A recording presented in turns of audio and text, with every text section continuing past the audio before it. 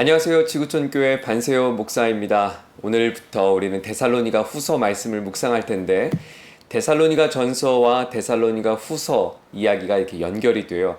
데살로니가 후서는 3장으로 기록되어 있거든요. 짧은 장이지만 데살로니가 전서에서 다 하지 못했던 사도 바울의 그 마음을 데살로니가 후서에서 표현되었겠죠. 데살로니가 전서와 데살로니가 후서를 묵상하면서 이렇게 연결하면서 우리가 알아야 될 중요한 또 배경이 하나 있습니다. 마게도니아 가운데 사도 바울이 복음을 전하러 갔을 때 첫 번째 도착한 곳이 빌립보 성읍이었죠.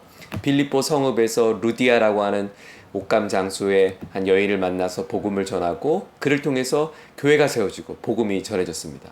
그 복음의 놀라운 파급 효과는 어마어마했습니다. 결국 바울과 실라는 감옥에 갇히게 됩니다. 그리고 하나님의 극적인 인도하심에 의해서 사도 바울이 풀려나게 되고 이 박해를 피해서 또 여러 도시들을 거쳐 지나가게 되죠. 그리고 도착한 곳이 바로 데살로니가라고 하는 지역인데요. 이 데살로니가 지역에서도 역시 사도 바울의 이 복음의 놀라운 능력은 나타났습니다. 무려 22일, 3주 만에 엄청난 부흥이 일어났고 그 마을은 들썩들썩했습니다. 데살로니가는 마게도니아 전체의 수도입니다. 엄청난 항구 도시고 작은 로마라고도 생각하면 좋을 것 같아요.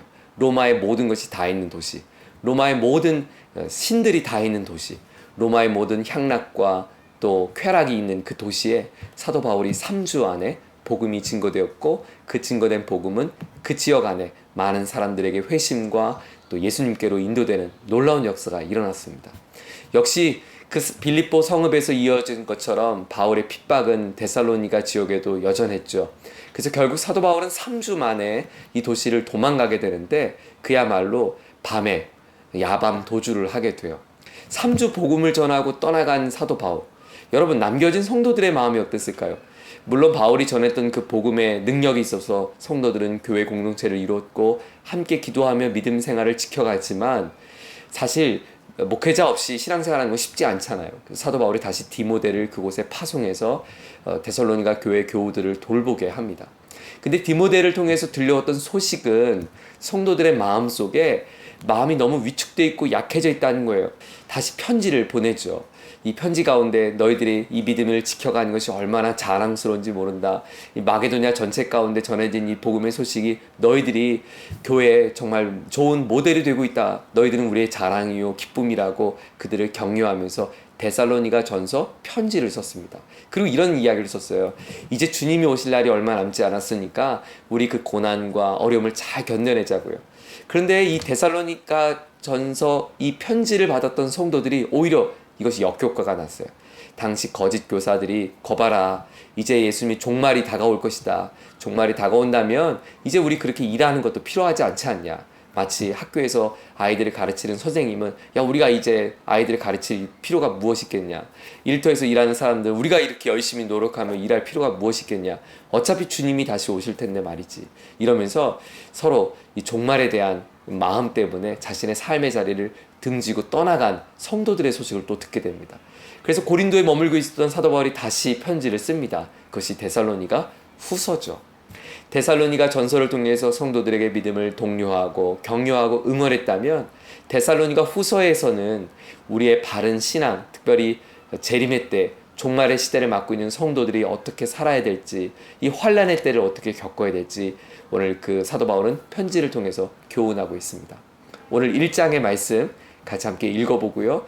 오늘 데살로니가 전서의 이야기를 한번 같이 묵상해 보겠습니다. 바울과 실루아노와 디모데는 하나님 우리 아버지와 주 예수 그리스도 안에 있는 데살로니가인의 교회에 편지하노니, 하나님 아버지와 주 예수 그리스도로부터 은혜와 평강이 너에게 있을지어다. 형제들아, 우리가 너희를 위하여 항상 하나님께 감사할지니 이것이 당연함은 너희의 믿음이 더욱 자라고 너희가 다 각기 서로 사랑함이 풍성함이니, 그러므로 너희가 견디고 있는 모든 박해와 환난 중에서 너희 인내와 믿음으로 말미암아 하나님의 여러 교회에서 우리가 친히 자랑하노라. 이는 하나님의 공의로운 심판의 표요 너희로 하여금 하나님 나라에 합당한 자로 여김을 받게 하려 함이니, 그 나라를 위하여 너희가 또한 고난을 받느니라. 너희로 환난을 받게 하는 자들에게는 환난으로 갚으시고 환난을 받는 너희에게는 우리와 함께 안식으로 갚으시는 것이 하나님의 공이시니, 주 예수께서 자기의 능력의 천사들과 함께 하늘로부터 불꽃 가운데 나타나실 때 하나님을 모르는 자들과 우리 주 예수의 복음에 복종하지 않은 자들에게 형벌을 내리시리니 이런 자들은 주의 얼굴과 그의 힘의 영광을 떠나 영원한 멸망의 형벌을 받으리로다. 그날에 그가 강림하사 그의 성도들에게서 영광을 받으시고 모든 믿는 자에게서 놀랍게 여김을 얻으시리니 이는 우리의 증거가 너에게 믿어졌습니다. 이러므로 우리도 항상 너희를 위하여 기도함은 우리 하나님이 너희를 그 부르심에 합당한 자로 여기시고 모든 선을 기뻐함과 믿음의 역사를 능력으로 이루게 하시고 우리 하나님과 주 예수 그리스도의 은혜대로 우리 주 예수의 이름이 너희 가운데서 영광을 받으시고 너희도 그 안에서 영광을 받게 하려 함이라. 아멘. 여러분 함께 제가 읽으면서 여러분도 함께 읽어가셨죠?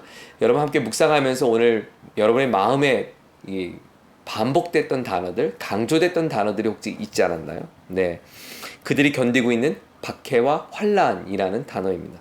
3절에 보면 4절에 보면 그러므로 너희가 견디고 있는 모든 박해와 환난 중에서 너희 인내와 믿음으로 말미암아 하나님이 여러 교회에서 우리가 친히 자랑하고 있다.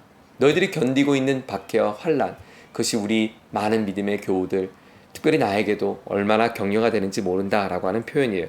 그런데 그 너희들이 겪고 있는 모든 박해와 환난을 5절은 이렇게 설명했어요. 하나님의 공의로운 심판의 표가 될 것이다.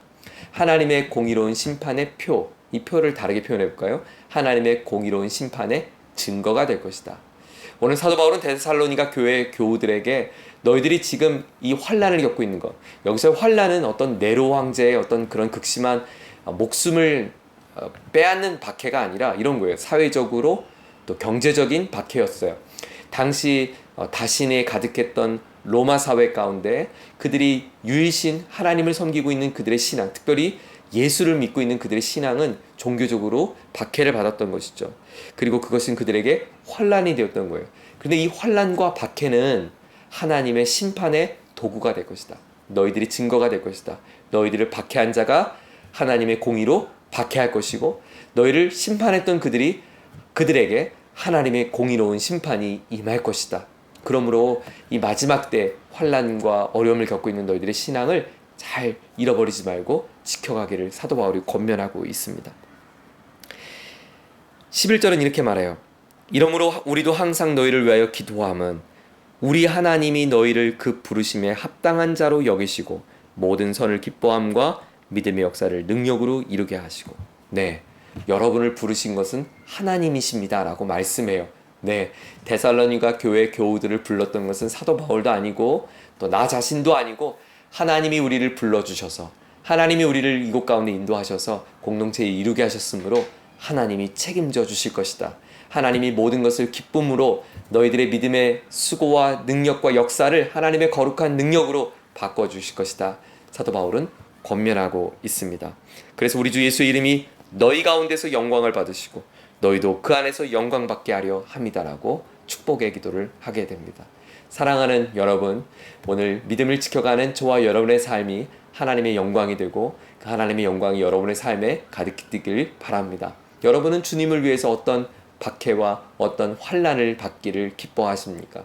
여러분 주님을 위해서 어떤 수고를 당하기를, 겪기를, 여러분 견디기를 원하십니까? 우리는 주님을 위한 수고와 박해를 모두가 꺼려하고 두려워하죠. 그러나 두려워 마십시오. 주님을 위한 여러분의 작은 수고와 헌신과 그것이 때로는 아픔일지라도 환난일지라도 어려움일지라도 우리의 수고는 하나님 앞에 아름다운 영광이 될 것입니다. 하나님의 영광이 가득히 뜨는 복된 삶을 살아가기를 예수님의 이름으로 축복합니다. 하나님 아버지, 오늘 박해와 환난 가운데 있는 성도들에게 사도 바울은 너희들의 박해와 환난조차도 하나님의 공의의 증거가 될 것이라고 말씀했습니다. 사랑하는 교우들의 믿음의 삶에 주를 위하여 수고하는 눈물의 자리, 아픔의 자리, 때로는 연약함의 자리도 하나님의 영광의 귀한 도구가 될 수 있도록 축복하시고 그 믿음의 길 포기하지 않고 살아갈 수 있도록 인도하여 주옵소서. 예수님의 이름으로 기도드립니다. 아멘.